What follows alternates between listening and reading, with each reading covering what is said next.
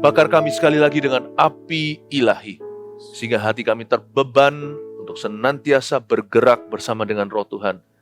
Jiwa-jiwa diselamatkan, yang sakit disembuhkan, yang terbelenggu dilepaskan. Tuhan, jangan lupakan hamba-hamba-Mu, orang-orang yang berjuang di dalam kerajaan-Mu. Berkati gereja-Mu, sampaikan sabda-Mu, sembunyikan hamba di balik salib-Mu. Dalam nama Yesus, amin. Puji Tuhan.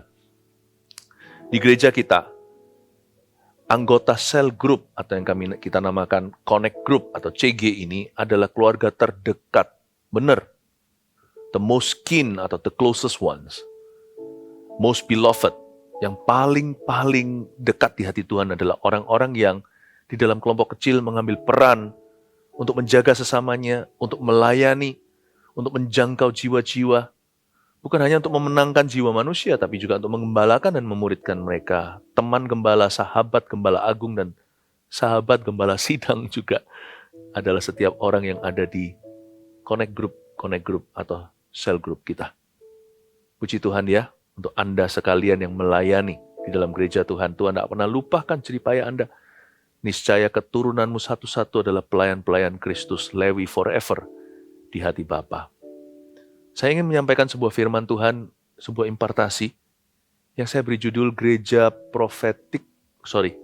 sel yang profetik. Gereja Mawar Sharon punya satu visi, yaitu menjadi gereja sel yang apostolik dan profetik. Yang apostoliknya terjadi banyak selama pandemi.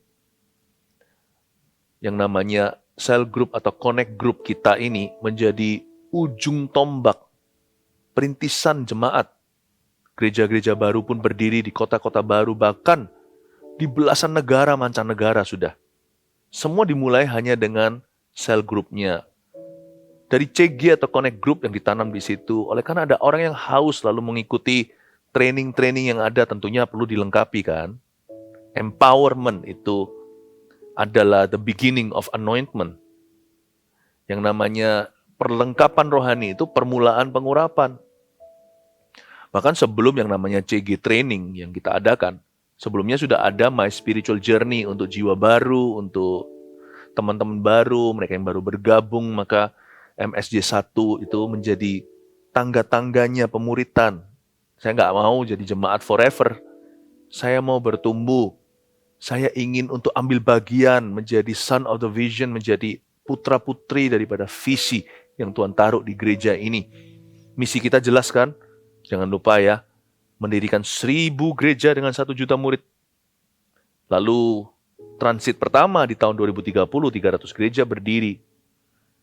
Nah, to date sampai hari ini, waktu sekarang saya sampaikan firman kepada Anda, sekarang juga kita sudah hampir menembus 100.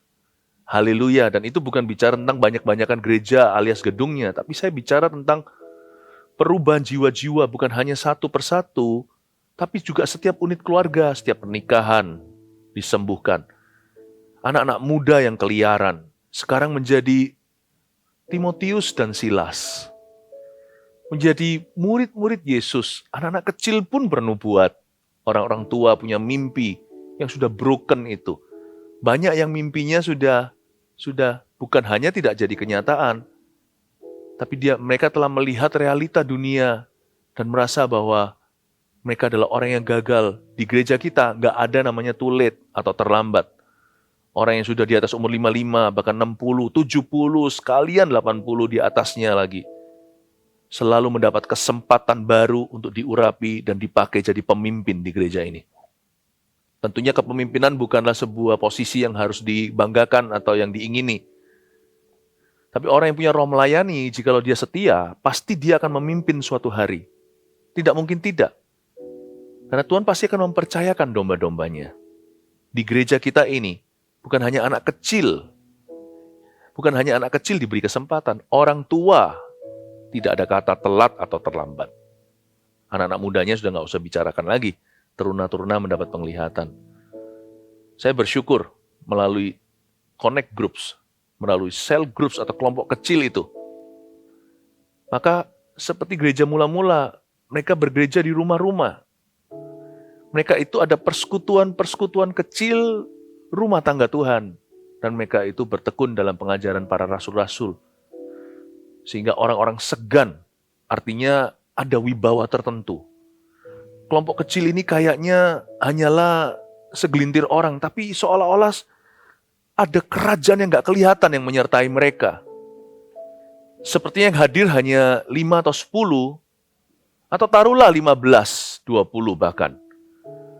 Tapi seluruh bala tentara sorga ada di balik mereka, seperti waktu Gehazi dibukakan, dicelikkan mata dan melihat yang menyertai mereka lebih banyak daripada menyertai orang-orang dunia. Do you know that in our home groups, di kelompok rumah-rumah kita itu, the whole kingdom of God appears. Seluruh kerajaan Allah itu tiba. Datanglah kerajaanmu, jadilah kehendakmu.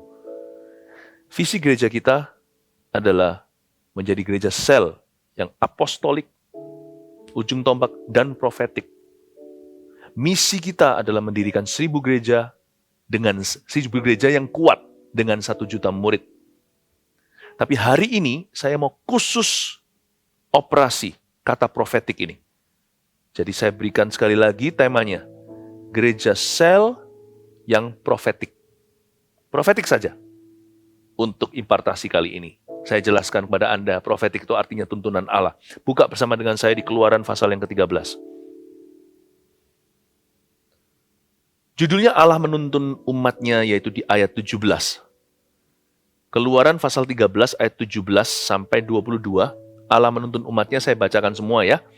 Setelah Firaun membiarkan bangsa itu pergi, Allah tidak menuntun mereka melalui jalan ke negeri orang Filistin, walaupun jalan ini yang paling dekat, sebab firman Allah, jangan-jangan bangsa itu menyesal apabila mereka menghadapi peperangan, sehingga mereka kembali ke Mesir. Tetapi Allah menuntun bangsa itu berputar melalui jalan di padang gurun, menuju ke laut Teberau. Dengan siap sedia berperang, berjalanlah orang Israel dari tanah Mesir. Musa membawa tulang-tulang Yusuf, sebab tadinya Yusuf telah menyuruh anak-anak Israel bersumpah dengan sungguh-sungguh. Allah tentu akan mengindahkan kamu, maka kamu harus membawa tulang-tulangku dari sini. Demikianlah mereka berangkat dari Sukot dan berkemah di Etam di tepi padang gurun. Tuhan berjalan di depan mereka, pada siang hari dalam tiang awan untuk menuntun mereka di jalan, dan pada waktu malam dalam tiang api untuk menerangi mereka, sehingga mereka dapat berjalan siang dan malam. Dengan tidak beralih, tiang awan itu tetap ada pada siang hari, dan tiang api pada waktu malam di depan bangsa itu. Gereja sel yang profetik, sepenggal daripada visi gereja Mawar Sharon. 50% of the vision adalah menjadi profetik, tapi juga menjadi apostolik. Coba saya jelaskan profetiknya di mana. Allah menuntun umatnya, ayat 17 sekali lagi. Setelah Firaun membiarkan bangsa itu pergi, Allah tidak menuntun mereka. Garis bawahi lagi, Allah tidak menuntun mereka. Profetik itu bukan profetik. Kalau kita nggak tahu dulu apa yang merupakan, kalau kita tidak tahu dulu apa yang bukan tuntunan Tuhan. Memang kita harus tahu apa yang merupakan tuntunannya, tapi jangan lupa kita juga harus mengerti apa yang bukan tuntunannya. Menjadi gereja sel yang profetik itu bukan berarti di sel group atau di connect group kita itu nubuatan melulu. Profetik dengan P huruf besar itu bicara soal tuntunan. Jadi bukan orang yang ke kiri kanan lalu berpura-pura suara Tuhan dan berkata, demikianlah firman Allah. Nanti jangan-jangan bukan nubuatan tapi dibuat-buat. Nggak selalu begitu. Prophetic itu artinya guided by prophecies. Dituntun oleh roh nubuatan. Dan roh nubuatan itu adalah firman. Tentunya ada nubuatan spesifik yang tidak tertulis dalam firman. Contohnya setiap keputusan kita kan nggak semua ada mentah-mentah tertera di dalam firman Allah. Deal ini, deal or no deal. Kita nanti kemudian individu mana? Siapa yang Tuhan taruh di hati kita sebagai beban ilahi untuk kita injili. Itu kan nggak ada tulisannya di Alkitab dari Kejadian sampai Wahyu seorang yang namanya Tommy. Namun demikian, kita harus ngerti dulu. Menjadi profetik itu artinya bahwa sel grup kita secara satu unit atau connect group itu, maupun CG kita itu merupakan bagian daripada satu tubuh yang lebih besar, satu zona penggembalaan, satu wilayah. Kalau dalam bahasa kita, di bawah satu coach, pelatih, di bawah satu supervisi, di bawah satu tim leader. Ya, kalau di gereja-gereja lain mungkin namanya di bawah associate pastors atau di bawah wakil-wakil gembala tertentu. Itu kan geografisnya, nggak tentu sifatnya itu lokasi. Bisa-bisa hanyalah merujuk ke di bawah kepemimpinan siapa. Dipercayakan di bawah leader tertentu. Atau bisa juga zonanya, seperti ini adalah di Surabaya Barat. Oh, yang ini di Jakarta Selatan. Yang ini adalah bagian zona wilayah kota itu. Bisa saja pembagiannya juga demikian. Kita punya CG ada di Sulawesi. Kita punya CG juga ada di Papua, di mana-mana. Dibagi berdasarkan negara, berdasarkan kepulauan, kepulauan berdasar kota, kota dibagi berdasar wilayah, wilayah dibagi berdasarkan kepemimpinan. Ya. Jadi dituntun Tuhan. Itu juga bicara tentang pembagian. Tapi lebih dari itu juga kita bisa menangkap makna rohaninya. Jangan setelah kita dibagi seperti di kitab Yosua, masing-masing tribe atau masing-masing suku itu mendapatkan allotment atau mendapatkan wilayah yang ditentukan. Lalu kita nggak berbuat apa-apa. Profetik itu bukan berarti hanya sekedar penempatan. Profetik itu kegerakan. Kita harus bergerak dengan Tuhan. Setelah Firaun membiarkan bangsa itu pergi, now what? Setelah itu, apa? Memangnya Firaun biarkan mereka meninggalkan Mesir? Terus selanjutnya harus berbuat apa dong? Allah tidak menuntun mereka. Pertama-tama Tuhan beritahu dulu negatifnya. Aku nggak menuntun mereka melalui jalan ke negeri orang Filistin. Garis bawahi kalimat berikutnya bagus sekali.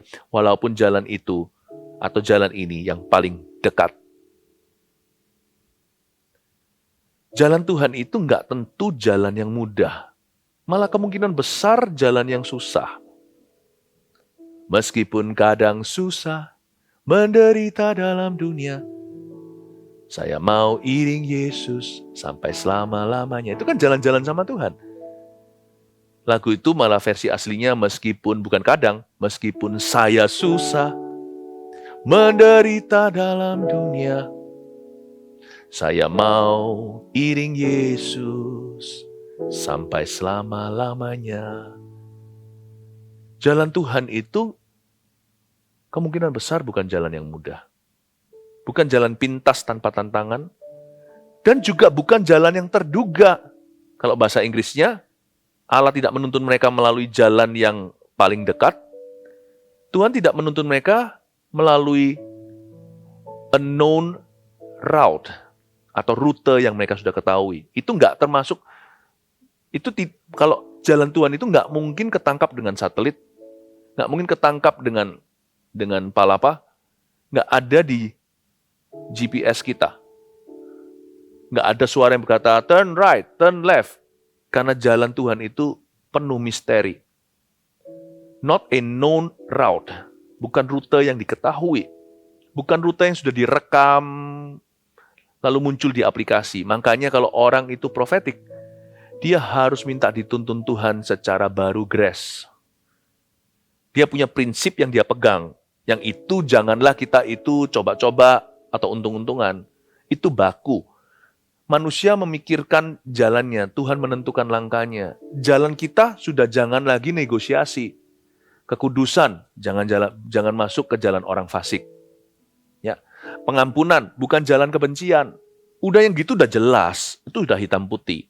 Tapi Tuhan yang menentukan langkahnya. Nah, itu biarkan Tuhan memberi Anda kepekaan. Ini CG akan kemana? Setiap musim itu ada kehendak Allah yang harus ditemukan. Meskipun kehendak Tuhan dengan K huruf besar, kehendak Allah yang universal itu sudah ditemukan. Udah gak usah cari kehendak Tuhan lah. Aku mau jadian sama seorang yang tidak sama iman. Udah jelas-jelas firman Tuhan berkata, jangan menjadi pasangan tidak sepadan. Kalau kehendak Tuhan dengan K huruf besar, udah jangan bingung lagi. Kalau sampai kita bingung, berarti kita gak baca Alkitab.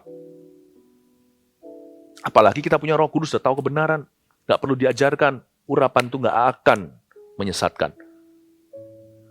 Tetapi kehendak Tuhan dengan K huruf kecil itu yang harus kita cari. Setiap musim kehidupan itu beda soalnya. Yang pasti kita harus tahu dulu apa yang Tuhan tidak tuntun. Tuhan tidak menuntun kita di jalan yang mudah. Ya. Karena tuntunan Tuhan itu nggak demikian. Not a known route and not an easy way. Nah, walaupun jalan ini paling dekat, Tuhan tidak tuntun ke sana. Lalu Tuhan berkata di ayat berikutnya 17b, sebab firman Allah, jangan-jangan bangsa itu menyesal. Ini kata-kata Tuhan ya. Tuhan ngomong di hatinya gitu ceritanya. Jangan-jangan bangsa itu menyesal apabila mereka menghadapi peperangan, sehingga mereka kembali ke Mesir. Tuhan yang Maha Tahu bisa ngomong begini, nih berarti luar biasa. Tuhan yang Maha Tahu ingin membentuk umatnya akan menjadi umat yang berserah, akan menjadi umat yang dituntun langsung olehnya. Tuhan tuh tahu sih mau tuntun mereka kemana. Cuman hati mereka itu masih belum berkembang penuh alias masih bertumbuh. Jadi Tuhan berkata jangan-jangan itu bukan berarti Tuhan itu coba-coba. Tuhan sih tahu. Sebelum satu pun kalimat muncul dari mulut kita, jangankan kalimat, jangankan kata huruf. Sebelum ada di pikiran kita, Tuhan sudah tahu dari jauh setiap pikiranmu. Lalu kenapa Tuhan berkata jangan-jangan bangsa ini menyesal? Tuhan itu sedang menguji mereka. Gini loh, hati mereka itu belum mencapai suatu capacity atau sebuah kapasitas ilahi. Sehingga mereka bisa berkata, Tuhan, wherever you lead me, I will go. Mereka belum bisa sampai mengatakan kemanapun kau tuntun aku pergi ke situ. Mereka punya otot-otot obedience atau otot-otot ketaatan. Itu belum dicoba. Seperti kalau kita mau beli colokan gitu, kadang-kadang kalau tidak ada di dalam kotaknya ya, diizinkan, coba dulu, nyala nggak? Ya. Kita punya iman itu belum seluruhnya teruji. Orang imannya paling teruji pun belum teruji semuanya, buktinya dia belum mati. Berarti masih ada ujian ke depan. Orang ini masih terus disempurnakan. Sekalipun dia sudah pasti masuk surga, namanya tertulis dalam kitab kehidupan itu nggak usah coba-coba. Hari ketika sang penyamun di samping Yesus Kristus itu menerima dia, langsung sore itu di Firdaus ketika dia meninggal dunia. Namun demikian selama kita hidup di dunia itu menjadi seperti Kristus. Dan secara profetik supaya kita semakin menjadi gifting kita, semakai pemakaian Allah itu menjadi hebat dan dahsyat, nah disitulah kita akan disempurnakannya. Dan penyempurnaan Tuhan itu selalu lewat tuntunan. Dan tuntunan itu selalu bahaya. Ada resiko untuk kita berkata tidak mau. Atau kita enggan. Atau kadang-kadang kita mau pun kita luput, kita salah sangka. Makanya Tuhan berkata dalam firman-Nya, jangan bersandar pada pengertianmu sendiri. Selalu percaya Tuhan dalam segala perkara. Karena jalan yang kau tempuh bukan jalan yang mudah. Bukan jalan yang paling dekat atau jalan yang sudah kau tahu. Bukan jalan yang sudah direkam dahulu. Kau akan melalui jalan yang belum pernah kau lalui, lebih tepatnya itu seperti kitab Yesaya tuliskan. Jangan-jangan bangsa itu menyesal apabila mereka menghadapi peperangan. Coba diingat ya, Tuhan bilang apa?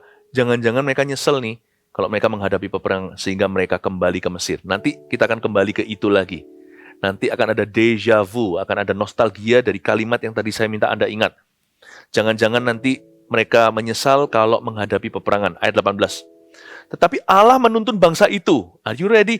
Tapi Allah menuntun bangsa itu berputar melalui jalan di padang gurun menuju ke laut Teberau.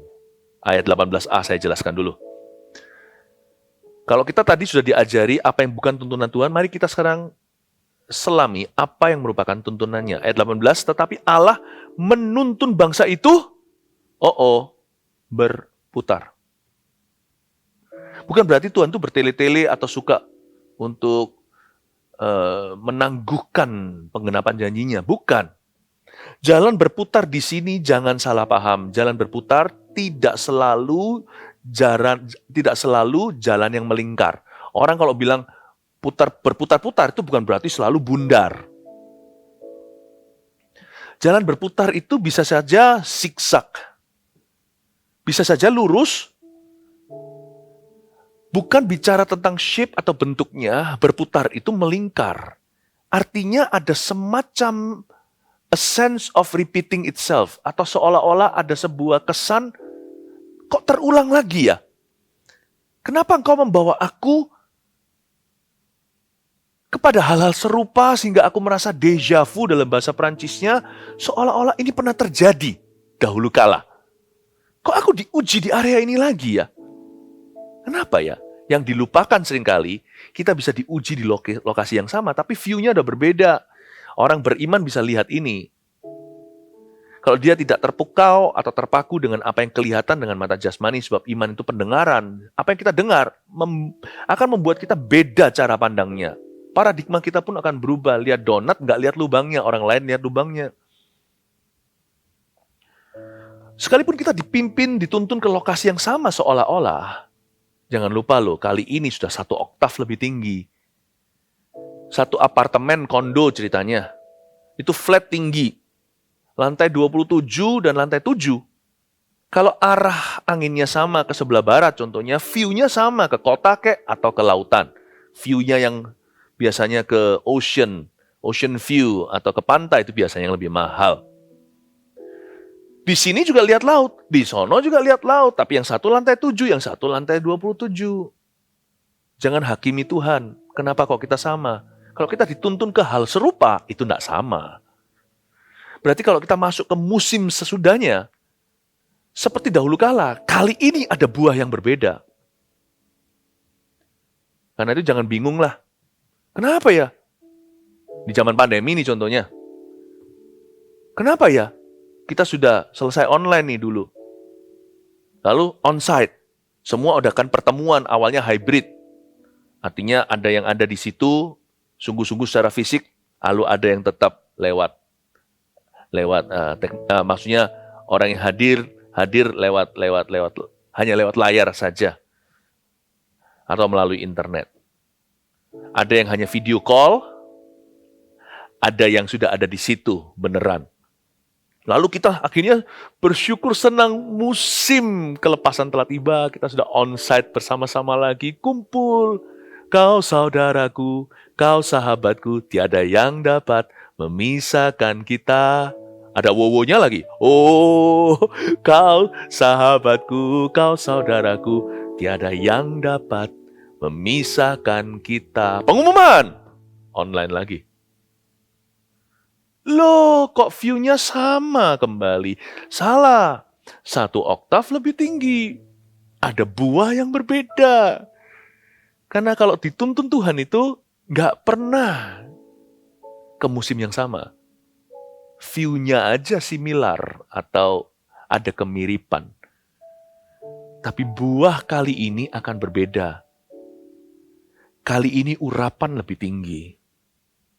Ada sebuah kebangunan rohani yang akan Tuhan beri. Cara prophetic people berpikir, ya begini. Tetapi Allah menuntun bangsa itu berputar melalui jalan di padang gurun. Padang gurun lagi. Menuju ke laut Teberau. Izinkan saya memberikan tafsiran atau memberikan semacam rema. Ayat ini sih beneran secara harafiah. Mereka dituntun ke jalan di padang gurun, lalu jalan itu menuju ke laut Teberau. Tapi izinkan saya untuk memberikan satu tambahan dalam iman Anda. Sekalipun seolah-olah terjadi pengulangan pun dalam musim-musim hidup kita, ingatlah orang yang secara profetik dituntun sama Roh Kudus. Jalannya akan menuju kepada lautan manusia. Selalu ke laut Teberau Tuhan tuntun kita. Selalu ke lautan jiwa-jiwa. Berjuta jiwa, tak tahu kemana kan pergi. Berjuta hati, telah lama menantikan kasih. Oh Tuhan, jadikanlah hidupku alat kasih-Mu, memuliakan-Mu seumur hidupku. Berjuta jiwa, tak tahu kemana kan pergi. Laut Teberau, berjuta tangan terulur menantikan kasih. Lautan manusia, oh Tuhan, jadikanlah hidupku alat kasih-Mu, memuliakan-Mu seumur hidupku. Yang bisa nyanyi, ikut karaoke rohani ini. Melayani, mengasihi, ku ingin lebih lagi. Melayani, mengasihi, ku ingin lebih lagi. Melayani, mengasihi, ku ingin lebih lagi. Satu oktav lebih tinggi. Melayani dan mengasihi. Satu oktav lebih tinggi, ku ingin lebih lagi. Melayani, mengasihi, ku ingin lebih lagi. Melayani, mengasihi, ku ingin lebih lagi. Melayani, mengasihi, ku ingin lebih lagi. Melayani dan mengasihi. Tetapi Allah menuntun bangsa itu berputar melalui jalan di padang gurun menuju ke Laut Teberau. Dengan siap sedia berperang berjalanlah orang Israel dari tanah Mesir. Ingat tadi yang kita garis bawahi. Jangan-jangan bangsa itu menyesal, kata Tuhan, apabila mereka menghadapi peperangan. Dari sisi Tuhan, Tuhan ngefur nih. Tuhan bilang, jangan kasihan mereka. Tapi dari sisi mereka yang agresif di hadapan Tuhan berkata, ayo aku ready, siap berperang untuk Tuhan. Dengan siap sedia berperang, berjalanlah orang Israel dari tanah Mesir. Harusnya begitu kita ketemu Tuhan. Ketemu di tengah. Tuhan kan sudah menjangkau kita. Jangan jual mahal ya. Kita itu harus siap ready setiap season. Online kayak, onsite, whatever. Pas sehat, sakit, kaya, miskin, suka, duka. Bukankah kita sudah berkata, I do, ketika dinikahkan dengan anak domba Allah. Bukankah kita ini adalah mempelai wanita, sudah pernah berkata, saya bersedia kepada mempelai pria dari sorga. Bukankah gereja dipanggil untuk berbuah? Berbuah jiwa-jiwa. Berbuah murid-murid Tuhan, jadikan semua bangsa muridku. Bukankah gereja dipanggil untuk menginjili segala makhluk? Dan barang siapa percaya dan dibaptis, Markus 16 katakan, akan diselamatkan. Bukankah kita ini mengandung dan mengemban berita pengampunan, Lukas 24? Bukankah kita itu harus memberi makan domba-domba dalam kondisi baik maupun buruk? Di Yohanes di pasal terakhir Tuhan berkata, berilah makan domba-dombaku kepada Petrus. Yang penting kita harus bawa mental bergerak dengan Roh Kudus. Whatever the season, I don't care. Apapun season musimnya, aku gak peduli. Karena hidup di dunia ini selalu gunjang-ganjing. Kiri kanan kau tidak lihat, cemara yang kau lihat adalah ketidaktentuan. Uncertainties everywhere. Kalau kita menunggu semua jadi baik, baru menabur, kapan nuainya? Kalau kita tunggu semua aman, baru menuai. Orang gitu selalu lihat awan, gak akan pernah nabur. Apalagi mencucurkan air mata, menuai dengan sorak-sorai, mimpi. Pulang bawa berkas-berkasnya, angan-angan. Saya gak peduli. Pokoknya saya seperti bangsa Israel ketika mereka masih waras nih. Bukan pada waktu mereka nantinya meninggalkan Tuhan. Mereka mati di padang gurun, itu pilihan lain. Dan mereka membuat sebuah pilihan salah yang fatal. Mereka berkata begini ketika mereka masih jatuh cinta dengan Tuhan. Dengan siap sedia berperang, berjalanlah orang Israel dari tanah Mesir. Itulah kasih mula-mula. Yang penting pokoknya itu, saya ikut Tuhan sudah puluhan tahun, masih kasih mula-mula kok, bisa. Yang penting saya bawa mental berperang kemana-mana. Bukan perang sama saudara saya, peperangan kita bukan melawan darah dan daging, tapi melawan roh-roh jadi udara. Yang penting saya siap bergerak dengan Roh Kudus. Dalam setiap, catat, dan dalam segala keadaan. Peduli amat musimnya. Ayat 19. Ini umat yang profetik. Saya ajari Anda sekarang ini impartasikan cara berpikir yang profetik, cara merasa yang profetik. Sehingga kita juga nanti akan terbawa-bawa memutuskan segala sesuatu itu dengan tuntunan Tuhan. Prophetic spirit. Ini cikal bakal nubuatan. Kalau kita bisa kuat di profetik dengan P huruf besar, mudah sekali profesi mengalir hikmat marifat. Ayat 19, Musa membawa tulang-tulang Yusuf. Wow! Ada pewahyuan apa dari ini ya?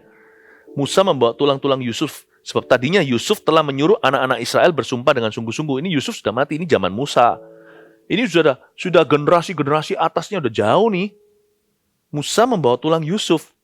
Karena Yusuf pernah berpesan, sebab tadinya Yusuf telah menyuruh anak-anak Israel bersumpah dengan sungguh-sungguh, Allah tentu akan mengindahkan kamu, maka kamu harus membawa tulang-tulangku dari sini.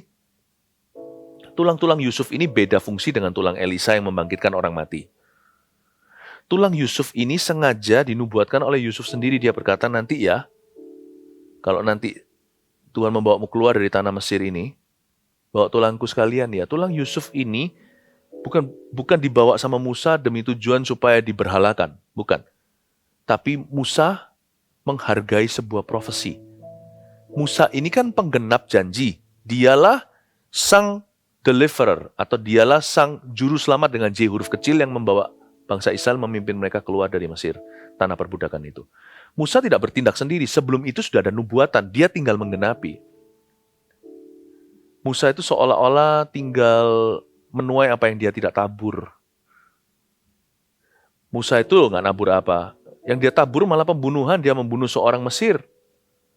Dia ini nabur iman orang sebelumnya. Bahkan bukan generasi sebelumnya, ada generasi-generasi di atasnya.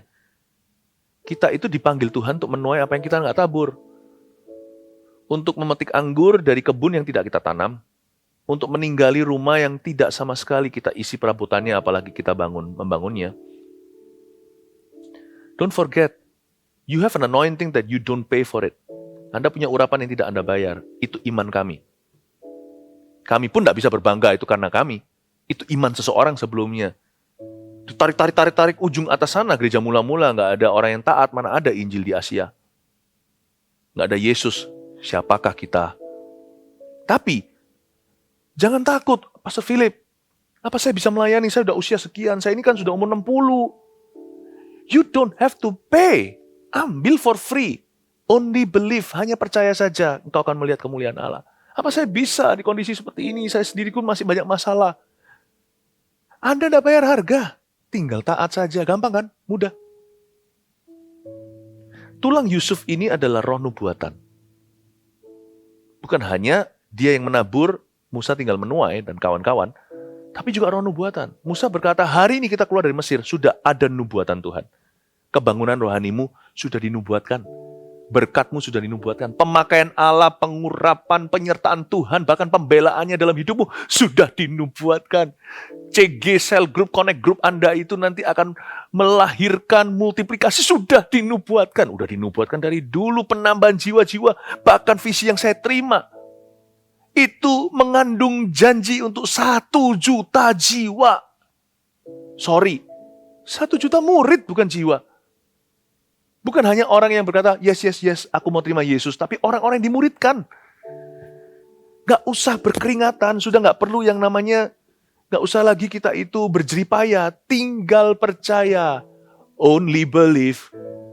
Only believe. All things are possible. Only believe. Lord, I believe. Lord, I believe. All things are possible. Lord, I believe. Bahasa Indonesianya kira-kira begini. Percaya saja. Percaya saja. Tiada yang mustahil bagi Tuhan. Percaya saja.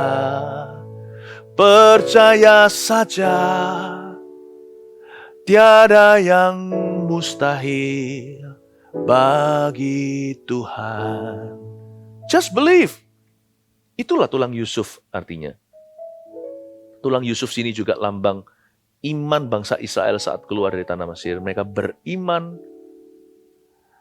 akan kebangkitan orang mati. Pastor Philip, saya pernah gagal.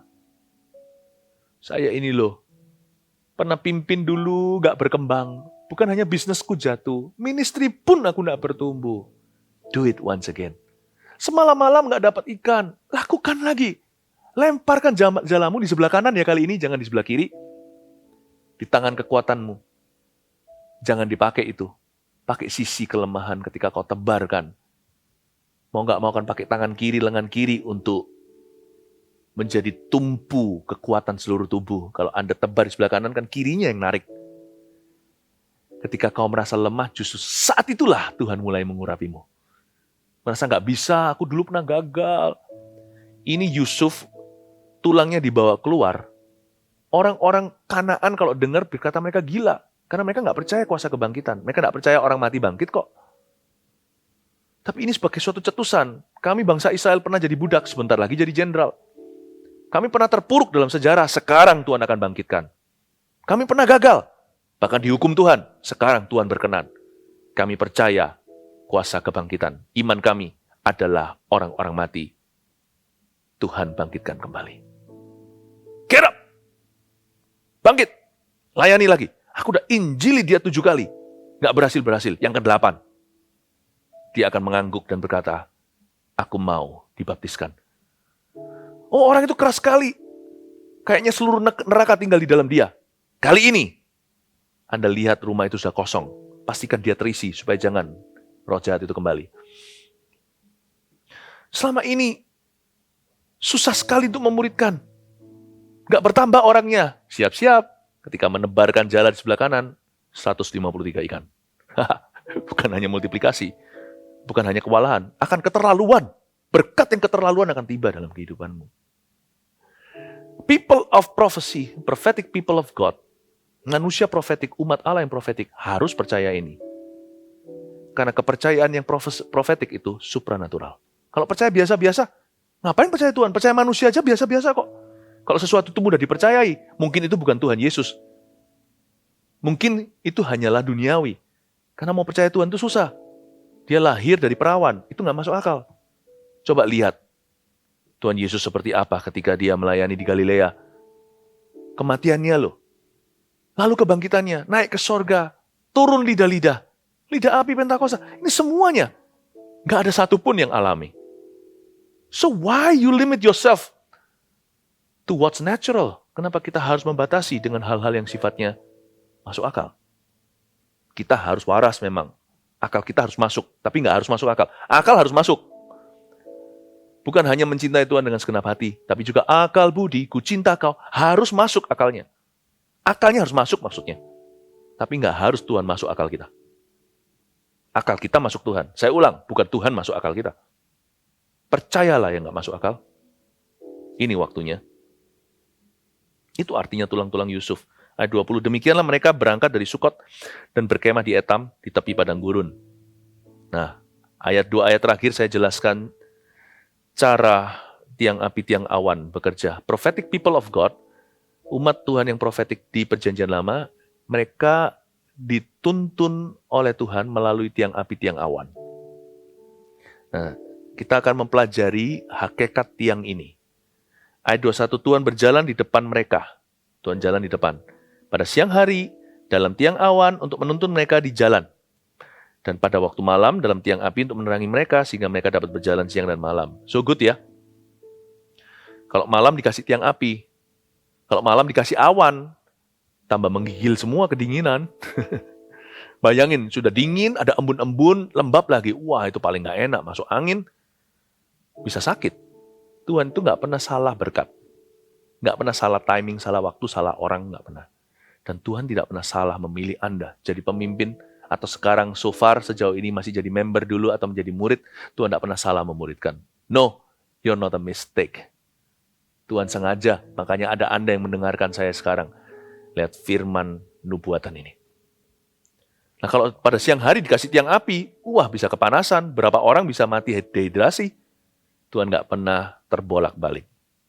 Tapi Tuhan jalan di depan, lalu tiang api, tiang awan. Dengan tidak beralih ayat 22, tiang awan itu tetap ada pada siang hari dan tiang api pada waktu malam di depan bangsa itu. Tiang api, tiang awan itu sebenarnya nggak selalu bergerak atau nggak selalu berhenti. Di perikop yang lain, cerita yang berikut-berikutnya, dijelaskan bagaimana ketika tiang awan atau tiang api itu tergantung AM atau PM ya, malam atau pagi. Jadi kalau yang bergerak malam ya yang bergerak itu tiang api. Kalau yang bergerak pagi, yaitu tiang awan. Dan sebaliknya kalau yang berhenti. Tiang awan dan tiang api itu, kalau dia berjalan, dia mulai bergerak. Ya, karena dia besar sekali, jadi memberikan waktu. Dia nggak bergerak cepat seperti seperti halilintar. Dia tiang, dia tugu. Jadi dia bergeraknya itu perlahan-lahan. Karena yang dibawa itu jutaan umat. Jadi setiap kali dia mulai bergerak, ada pergerakan, kemah pertemuan diringkas. Mereka mulai packing, kayak orang mau traveling. Imam-imam, lalu setiap suku menurut panji-panjinya, mereka juga semua packing barang-barangnya, anak-anaknya semuanya. Jadi semua yang dibangun oleh bangsa Israel selama di padang gurun itu semi-permanen. Nggak ada yang permanen. Kita juga harus ikut gerak, nggak ada yang permanen dalam rencana Allah selama kita hidup di dunia ini. Harus bergerak. Sebentar onsite atau online contohnya. Pandemi kan banyak begitunya. Online, lalu onsite lagi, lalu onsite, lalu ke online lagi. Semi-permanen. Gedung juga sama, silih berganti. Paling tidak, suatu saat gedung kita akan over capacity. Kalah dengan jumlah manusia. Ingat 1 juta murid tadi?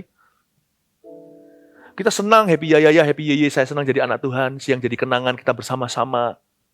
Kau saudaraku, sahabatku, tiada yang dapat memisahkan kita. Lalu sebentar lagi multiplikasi, karena udah terlalu gede. Udahlah kalau kita mau reuni terakhir itu yang paling indah.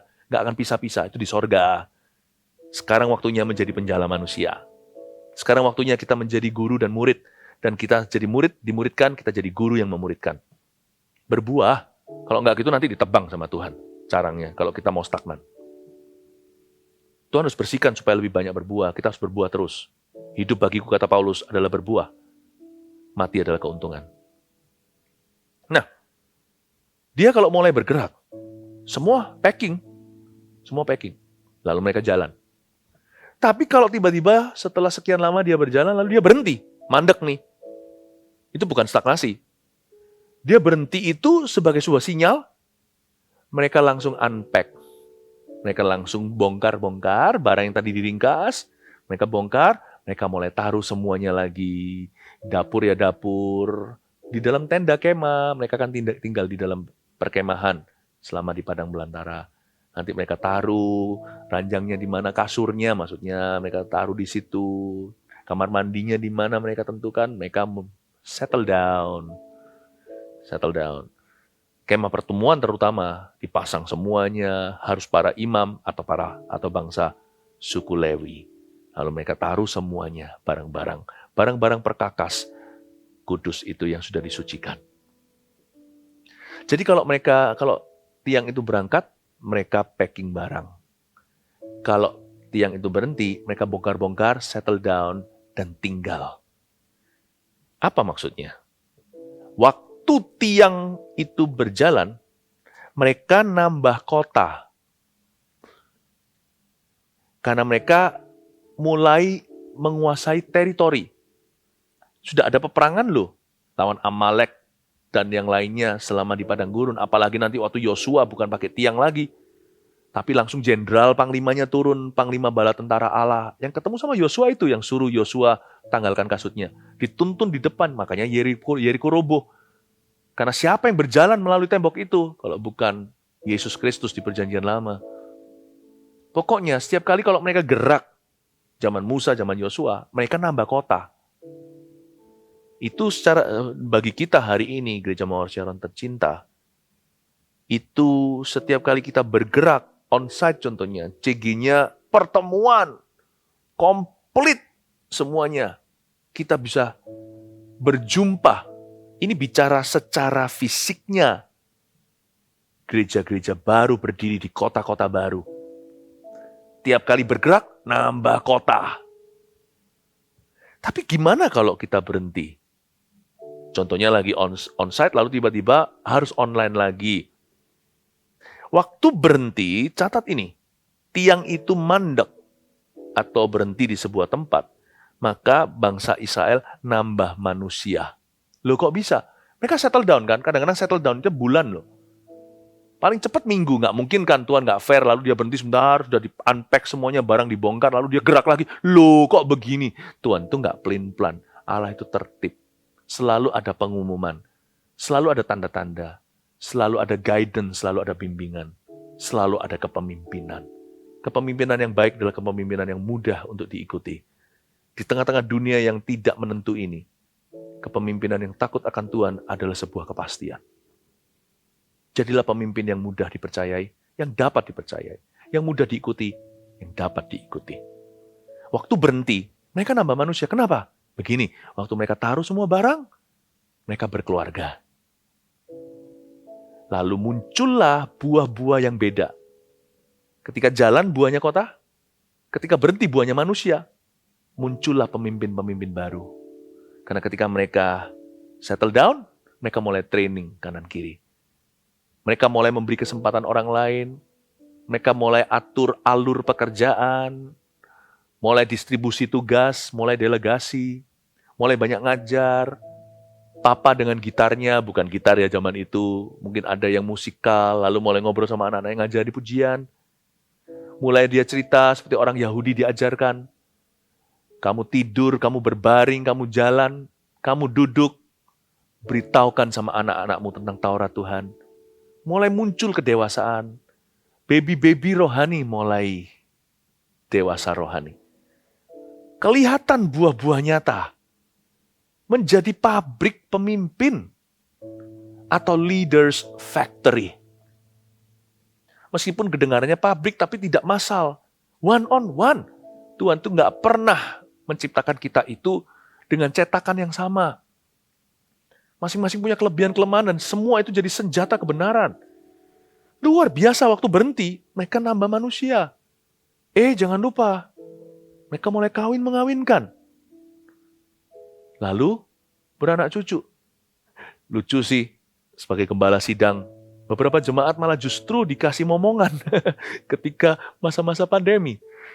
Ada juga yang bercanda begini, mungkin karena nggak keluar-keluar kemana-mana, suami istri jauh lebih dekat. Lebih punya waktu untuk keluarga. Dan Tuhan merasa mereka siap untuk mendapatkan momongan yang baru. Banyak orang-orang yang mengawinkan. Pada saat mereka settle down, mulai sana-sini ada bunyi suara bayi menangis indahnya. Berarti dengan kata lain, dalam konteks kita apa? Secara profetik bagaimana kita artikan? Waktu berhenti atau setback, kayaknya ada suatu setback atau kemunduran, malah justru itu set up.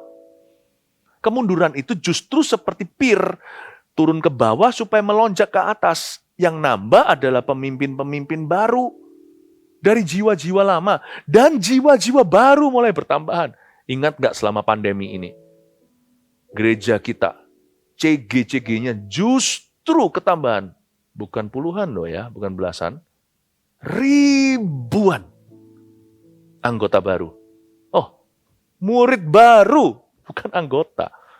Bukan keanggotaan atau membership, tapi covenantal relationship atau hubungan perjanjian putra-putri visi di tempat ini. Semua terjadi waktu kita seolah-olah mengalami setback ketika dunia mengalami pukulan. No, justru kita menuai manusia dan mencetak manusia. Itulah hikmatnya tiang api, tiang awan, the prophetic guidance of the Old Testament. Atau tuntunan profetik di perjanjian lama. Tuntunan profetik di perjanjian baru apa? Suara gembala. Mereka bertekun di bawah pengajaran para rasul-rasul. The teachings of the apostle, apostolic teaching. Nah, di sini masuk seluruh visi kita lengkap, gereja sel yang apostolik.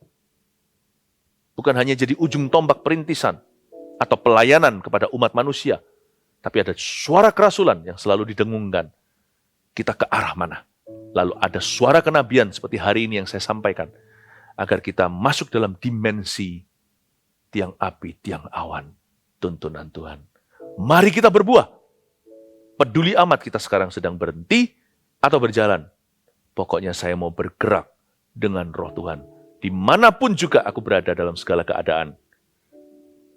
Kita akan berbuah kota. Kita akan berbuah gereja. Kita akan berbuah pemimpin, manusia, jiwa-jiwa baru di dalam rumah Tuhan. Haleluya.